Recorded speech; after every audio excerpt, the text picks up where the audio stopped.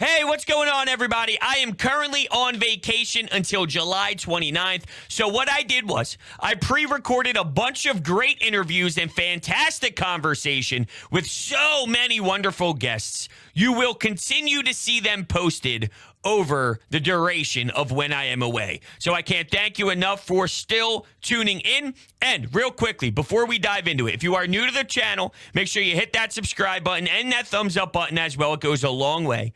And secondly, if you are looking to buy tickets for any event out there, if you are a new user to SeatGeek, you get $20 off of your purchase by utilizing the promo code Brodes. That's $20 off of your tickets. It eliminates those fees. It's a no-brainer. Thank you all so much and enjoy the show. Brodes Media.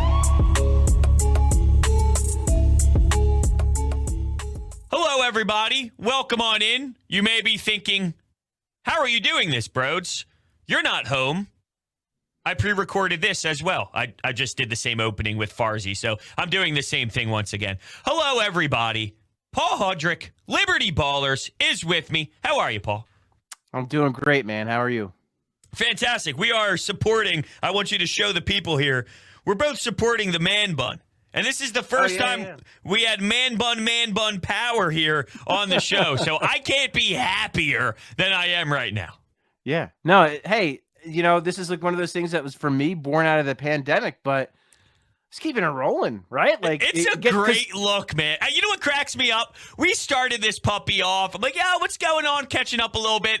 And I haven't yet, in the 5-6 years of sports talk with Brodes Media, have never started off catching up with talking about hair the way we just did. Well, listen, it's one of those things where now that you've done it, you don't want to cut it, because as soon as you cut it, you're going to regret it. But you kind of think you might need to cut it, but it's like, if I do that, I'm going to be, I can't do it. So here we are. So unfortunately, I am one of those people that have made my hair a personality trait. So if you lose the hair, you lose the person. Oh, I feel like I am bigger than my hair for sure.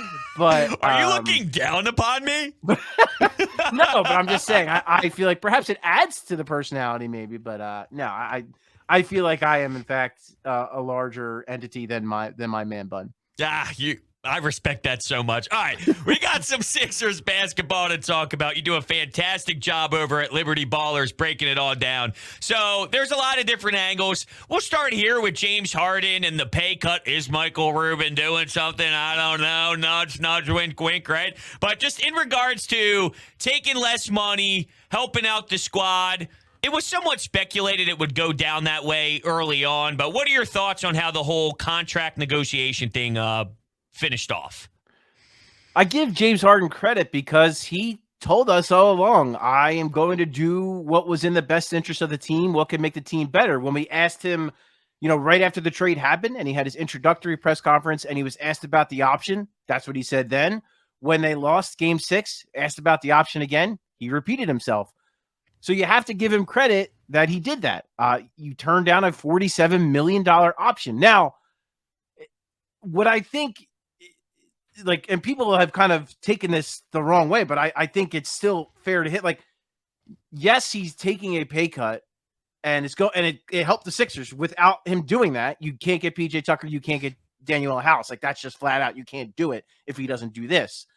But on top of that, I think the 1+1, right? Like the 1 year here and then the player option, he's also betting on himself a little bit, right? Like he's betting that he will be better than he was last year, which I think is a good thing for the Sixers, because now he has, on top of wanting to win, which I think his actions show he does want to win. On top of that motivator, he also has a motivator that he can make more money next year and really show people, okay, I'm back to being myself.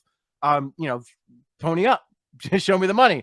I'll say this too. I find it interesting, and I never got a sense that Tobias Harris was going to get traded this offseason. It never seemed to make sense. I think we're at a point with him where he's probably a little too good to just give away. You saw what he did in the playoffs. He was pretty darn good for them. He adds size to this lineup as well, but clearly the contract, he makes too much money, and it's just a tough, delicate balance. But next year, he's in the last year of his contract. James Harden has a player option.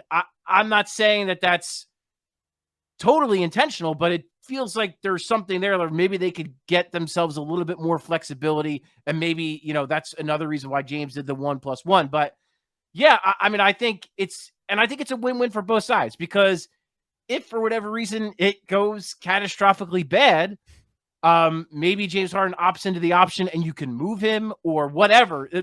I think both sides come out of this looking good, and I think they both kind of win in this scenario.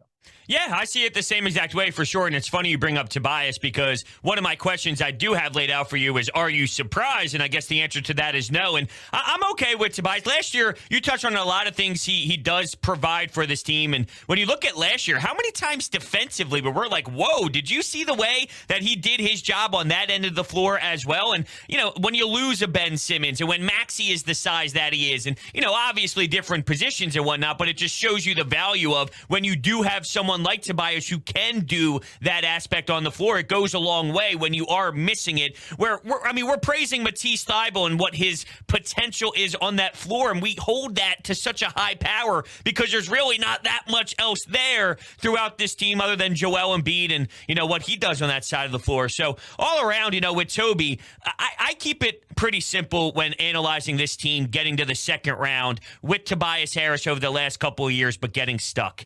Yes, he's overpaid, but when you look at this core, and I know some pieces have been in and out, but when you look at the core over the last 3 years, second round, game 7, game 6, there's something to that. I know it's frustrating that you're losing, but that's your floor every year. Imagine that being your floor. Now it's just on Daryl Morey to push the right buttons, and we'll see if PJ Tucker and the rest of the crew are that. But it's not a horrible spot to be with Toby, Maxey, Embiid, Harden, like maybe people thought when the season ended. For sure. I think there are a lot of teams that would kill to have the starting point of James Harden, Tyrese Maxey, Joel Embiid. Stop right there. I don't know how many teams you want to say, but I would say probably half the league would probably prefer to have that than their current situation, to have a perennial MVP candidate, a former MVP, and a rising star in Tyrese Maxey, who I think it's a question of when, not if, he's an all-star. And then, Tobias Harris is kind of your fourth guy.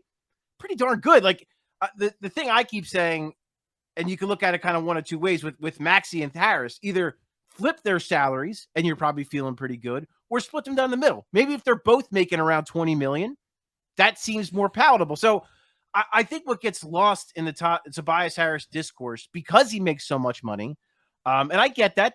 It's what comes with it, right? Like he is the highest paid player. He's the highest paid Sixer ever.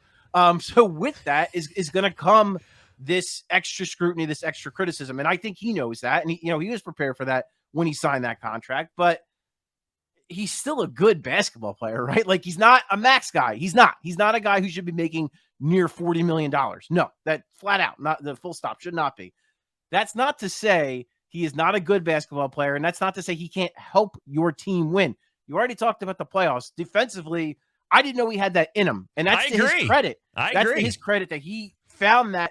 And he changed his role again, right? Because he's had to kind of reconfigure his role here. And it started off rocky. If you recall, when James Harden first got here, it was not looking good for Tobias Harris. My first thought was, wow, like first thing in the offseason, you got to look to like just dump this guy because it's just not going to work.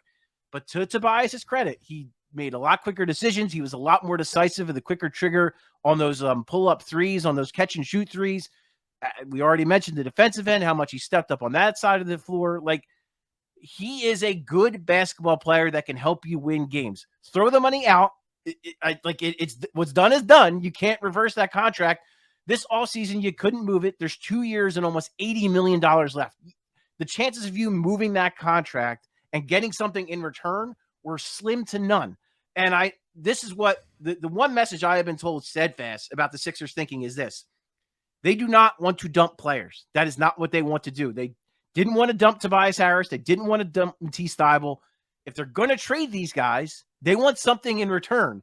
And when you're talking about a Tobias Harris, it's kind of like what I said off the top.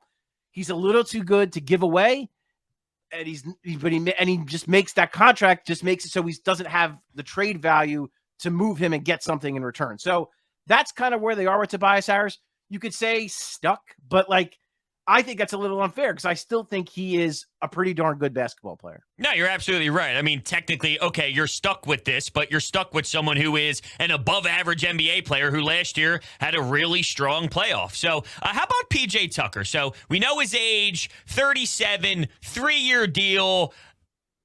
I look at it as we need to look at the window we're in now, right? Joel Embiid, where he's at, where we just mentioned Tobias, and James Harden's at the back nine, of course, as well, but his facilitation is still unbelievable, getting his teammates open looks. I have no issue with it. Is it a little heftier and he might bite the bullet towards the end? Sure, but you got to take calculated risks. And I know it's somewhat annoying to hear, oh, you need more dog, you need more toughness, and that's something you heard at the end of last year. And I look at it more as you need more skill than just more toughness, but there is truth to it at the same time. I just think sometimes it gets taken a little bit too far for my liking, but the idea is there that I can wrap my head around. I look at it as a fair, calculated risk that I can support. All these signings, whenever you sign a guy, draft a guy, none of it's a no-brainer. It's all about your risk level and the percentage of it. I'm cool with it. You look at Milwaukee, you look at his ability in Miami. I mean, there's still something left in the tank for this guy. What were your thoughts when the signing happened? Yeah, I mean, anytime you sign a 37-year-old to this kind of contract, it's going to raise some eyebrows. Although I have to say, I am actually, I believe, 5 months younger than P.J. Tucker. So for everyone to call him old definitely hurts my feelings on a personal level. Basketball old. Fair enough. And I are definitely basketball old. But no, yeah, I mean, like you said, you have to take calculated risks, especially when you're in a spot where the Sixers are, where you're all in. Like, you're trying to win a championship. You have a 33-year-old James Harden. You have a 28-year-old Joel Embiid, who is a big man that does have an injury history. You're trying to capitalize on this now. You're not trying to capitalize on this 2 years, 3 years down the road. So you have to take some chances. And listen, P.J. Tucker's age 36 season was pretty darn good. At some point, he's going to fall off. It's the reality of it. He's older. It's going to happen. But I think the thing about a few things about him, you mentioned, definitely the dog thing, like 100%. He is aggressive. He is physical. He is tough, mentally tough. Like, he brings all the stuff that we questioned about the Sixers. There are no questions when it comes to PJ Tucker regarding that kind of stuff. But you also said too, like, he is skilled. This isn't like just like a who's the guy the Flyers just signed? This isn't like a fighter. Like Delorier. You had to do that, huh? I tried to get away from anything orange and the black, and here we are. Well, I'm just saying, like, he's not, you know what I mean? Like, PJ Tucker's not that guy. Like, he can hit. He's been extremely good from the corners on threes. He actually can handle the basketball a little bit. You're not going to run your offense through him, but if someone's over aggressive on a closeout, can he dribble by him and then finish in the paint? Yeah, he can do that. The offensive rebounds, the rebounding in general was such a sore spot for this team. You have a guy that can grab every loose ball imaginable. We witnessed it when the Sixers played the Heat. And then on top of all that, you have James Harden, who obviously still very, very close to PJ Tucker. You're making him happy. You have Joel Embiid, who mentioned PJ Tucker by name after the Sixers lost. So if you're Daryl Morey, you have James Harden, who him and PJ have this relationship with. You hear your star player, perennial MVP candidate say, we need more guys like PJ Tucker. It's kind of almost a no-brainer, right? Like, you go after PJ Tucker. You do what it takes to get him. Now, that contract might look bad. It might. By year 3, by year 2 even. It might look really bad. But for this year, in a vacuum, PJ Tucker is a good basketball player that ticks a bunch of boxes for the Sixers and that will help them win games right now, which is what you're focused on. You're not focused on the second year of that deal or the third year of that deal. You're focused on right now, and right now PJ Tucker makes you a better basketball team. You're absolutely correct there. Tyrese Maxey. What is a fair expectation? I keep going back and forth. I have some debates with some friends and all. So last year was about 17, 18 points per game or so. And I don't expect him, and maybe I'm wrong for doing this, though. I don't expect him to go from where he was last year shooting 3. Now he jumped up, 13%? He was about 43% this year. Pretty good. I can't imagine. Like, that's a really high percent. Maybe he's more of a 40%, 39, 40, maybe more attempts per game as well or so. I guess I'm trying to figure out how How can we get that 17, 18 points per game to 22? And is 22 at his age with how raw he is? Is that a fair expectation to grow to this season? I'm just doing the math, It's like a very difficult thing because what we saw was so rare last year and so unexpected in my eyes. When you watch him play and when you're trying to read his progress, which is difficult to do with the pace he's on, what is fair in your eyes? Well, like I mentioned, I think he's going to be an all-star at some point. I think that's a fair expectation. I look at Darius Garland in Cleveland, and if you look at both of their year 2 seasons when they were both 21 years old, they're like nearly identical. And Darius Garland just made an all-star team this past year, and he's clearly an ascending guard, viewed as one of the kind of rising stars of this league. And Tyrese Maxey is kind of on a very similar trajectory. So maybe not quite the playmaker Garland is, because I think that's probably the separator. Garland is more of a pure point guard that can also score, whereas Maxey's more of a scoring guard that can also kind of pass sometimes. But I think the way he's going to make up the points, it's a few different ways. One, Joel Embiid, I think maybe not leading the league in scoring. And I don't view that as a negative thing. I view that as a positive thing. And I think Joel Embiid will as well.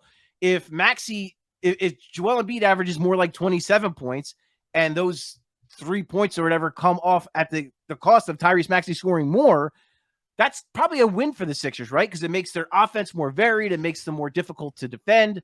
I suspect James Harden will score maybe a little bit more than he did when he first, when he was here. But I still think he's going to be more of a point guard. He's going to be more of a facilitating player. And with that, I think he sets up, like, him and Maxey clearly had some really good chemistry from really the get-go.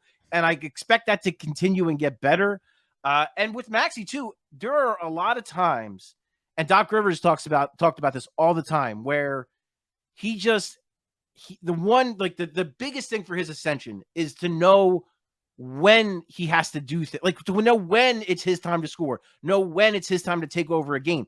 That's just something you feel, right? Like, that's not something that you can just snap and figure it out. Some guys figure it out earlier, some guys figure it out later. With Tyrese, it's a little complicated because he's playing with two, I'm going to say, like, future Hall of Famers in Joel Embiid and James Harden. So that makes it a little trickier. He's really got to pick his spots. But I think, and even Tobias Harris, quite frankly, he was just turned 30 years old. He's a veteran, been around the league. He's well respected. So for Tyrese, it's about picking those spots. And I think this year, you'll see him get even better at that and finding those moments where it's his time to shine and where he needs to take games over. So I think that's another place where the more points come from. And yeah, I would suspect maybe the percentage goes down for threes, but I expect the attempts, probably will go up. So I think all of those factors lead to him certainly scoring more points. I think he's going to continue. It's almost like a cute little, he works so hard. Like, no, it's not just like a cute little fun story. This guy works harder than anybody on this basketball team. When you have Joel Embiid, who played with Jimmy Butler, say Tyrese Maxey is the hardest person, working player that's ever been here, that's a pretty huge compliment right there. So I think he's just going to continue to refine his skills. He's going to become a better ball handler. He's going to become a better passer. The shot, I think it's only on the way up. I don't see him taking a step back in that regard because the kid just works his butt off. He just loves the game and works so hard. And it's so refreshing to cover an athlete like a Tyrese Maxey here in Philadelphia that's like that. Like, he is just steadily climbing to me. And we had a post about it the other day. The most likable Philly athletes, like, he has got to be right up there. And that's saying a lot for a guy who's playing with a Joel Embiid who's pretty universally loved. But Maxey, man, like, if you have a bad thing to say about Tyrese Maxey, you're probably just a bad person. Yeah, no doubt. I mean, Doc's at the point now where he's begging him, go home, go take a rest, take a rest. It's good for you to get a breather. They track. So that's like crazy. A legit thing. Like, they track the gym time that these guys have. Like, even on like off days when there's no team organized practice or whatever, and they're just working out at the gym, they log all that.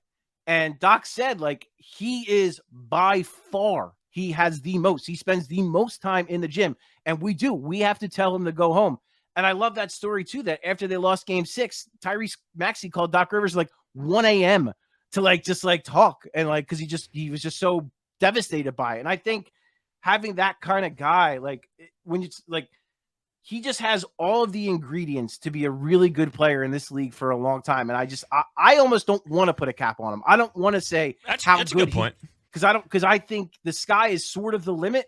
I don't think he's even there. He is 21 years old. Like we have not even seen the full ascension of Tyrese Maxey. And I think at least for the next few years, you're going to see up, up, up, up, up. You know what's funny about this? Normally, when you touch on a PJ Tucker and you touch on a veteran like James Harden and all, you talk about how much that the personality, like Kyle Schwarber, for example, a guy who's been in October, a guy who knows playoff baseball, that rubs off on some of these players in the locker room. Danny Green, for example, there's so much power in the voice. And there's something to be said about the 21-year-old kid with the smile and the work ethic and the energy that's surrounding someone who's such a loved player by everyone. But it's almost as if he is inspiring some of the veterans and just the excitement level of going to work, knowing that Tyrese Maxey in practice is going to be playing a certain type of way. And normally it's the other way around. So there's something to that side of it as well with his hunger, his passion. It brings and rises everybody else's game up, whether it's training camp or,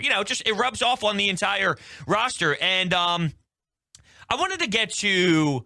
You touched on his work ethic and all. There's been a lot of reports here, and I don't want to be an ass, but I do somewhat look at this, not so much negatively, more in the light of I don't care and I don't want to hear it, because I've fallen into the trap before with certain things, or like, oh, look, Ben Simmons specifically, ironically enough, but we're seeing these stories on James Harden and his ability to focus more this offseason, and, he's taking it more seriously, and there's the workout videos, and I'm not telling you he's not, because deep down, do I feel like he is? Yeah, you know what? I do feel a more motivated Harden, whether that's Embiid, whether that's Maxey, whether that's the noise surrounding his career at this point. We can never do it, this and that.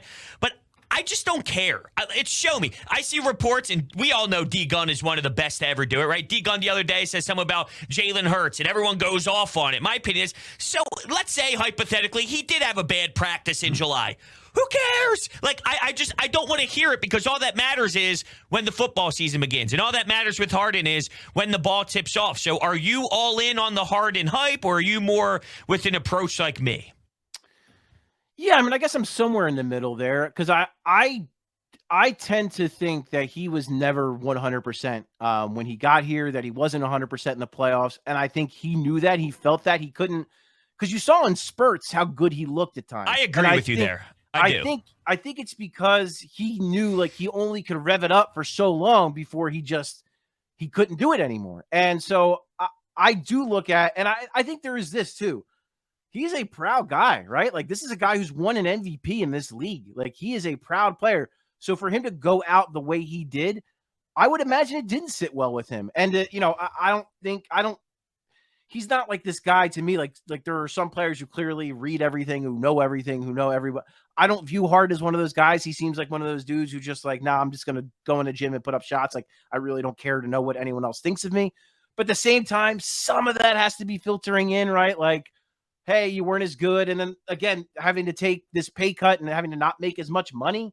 And this probably being the best offer he was going to get. I think a lot of that's probably in his brain. So I do think there is something to, and just there's a self-realization. He's 33 years old. He knows all right, I can't eat the way I used to eat. I have to do things differently. I have to work even harder to keep my body right. And but at the same time, I do agree with you that that's all well and good. It's great management should be something he embraces. He's led the league in games played. He's led the league in minutes before. He doesn't need to do that. What he needs to do is make himself the best version of himself is ready for the playoffs. That's what he needs to do. So I personally would be okay if he only plays, 60 games and only averages 32 minutes. I think that's better for him than trying to play all 82, trying to play 35 plus minutes a night. Save your best for the playoffs. And he's never done that before. Even in his prime, he never did that. He always tried to play every game and played big minutes every game. I would like to see the Sixers maybe try to save him from himself a little bit. Say, all right, let's dial this back and let's make sure you're ready. So when the postseason comes, you're playing your best basketball. I got two more for you. Do you believe in Doc Rivers? How's that? As you take that nice sip of water, I'll drink my coffee. Yeah, sorry. That's okay. No, that's okay. I agree. That's what we do around here. The mouths just keep going. So with Doc, do I think he is the best coach for this team? It's a tough question because I don't know. My thing has always been, and I felt this way about Brett Brown, and I think a lot of people maybe want to. Hey, how about some golf claps for Brett here? Getting back into the action. And I think some people might want to owe him a little bit of an apology because I think he might have been a little bit better of a coach than some people possibly thought. I screamed that for years and years, and I got my. And then as soon as Doc came here, you know what happened? Yeah, wait until you see what a real coach is like. And those same people are ready to get Doc at it. And I'm not saying they're wrong, but it's just the NBA head coach gets a very Popovich. How's Popovich? And he's a phenomenal coach. I'm just saying, when you don't have Ginobili, Duncan, it looks a lot different. That's all. The NBA is a star-driven, player-driven league.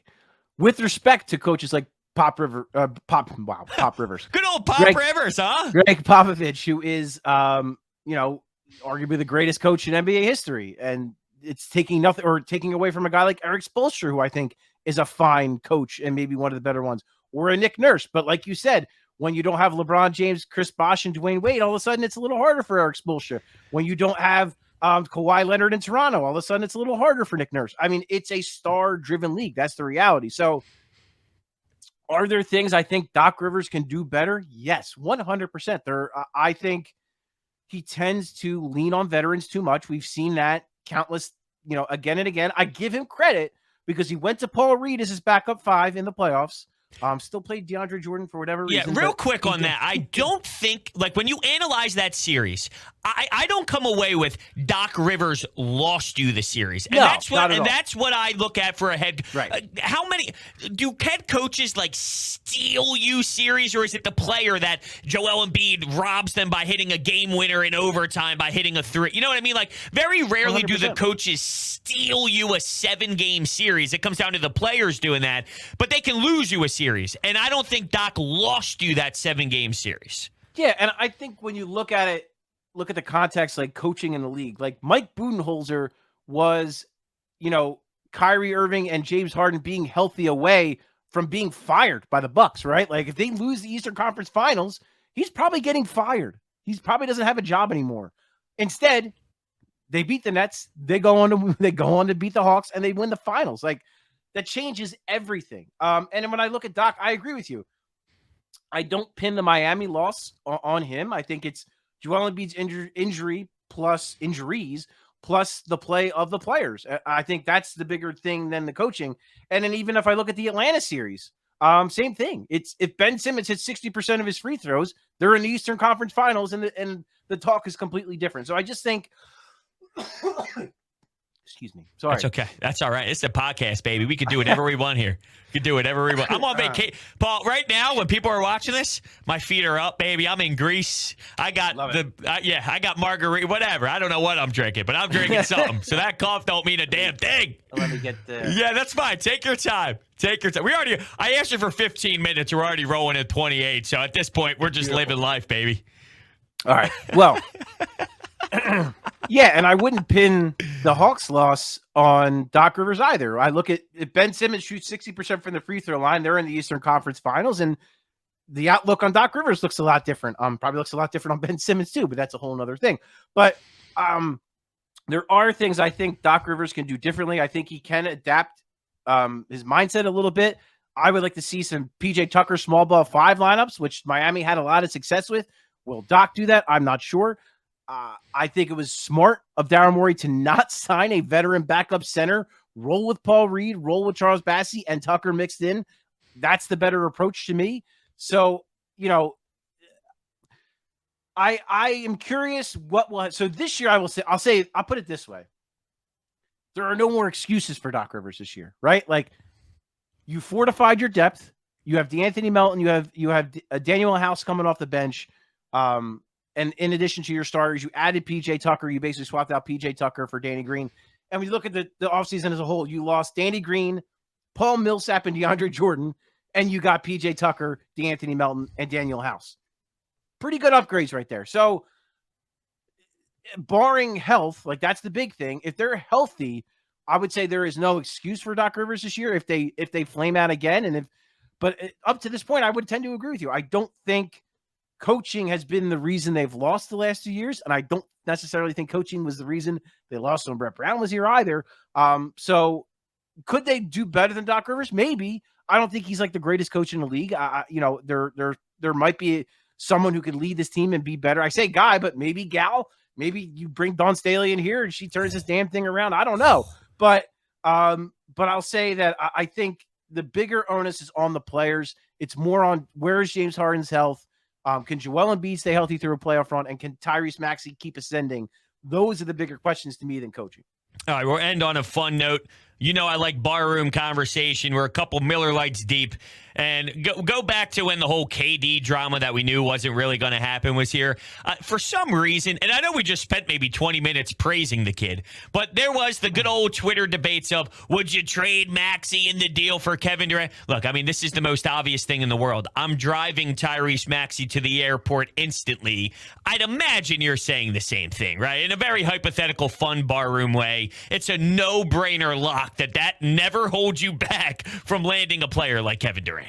It's Kevin Durant. Kevin Durant is one of the greatest basketball players to ever live. And he's still really, really, really, really good.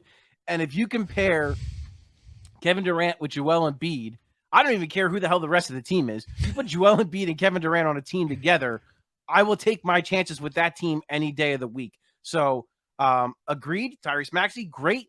And I know there was some debate today. I saw something, and I won't even. No. Go ahead. Well, I didn't there. What is it?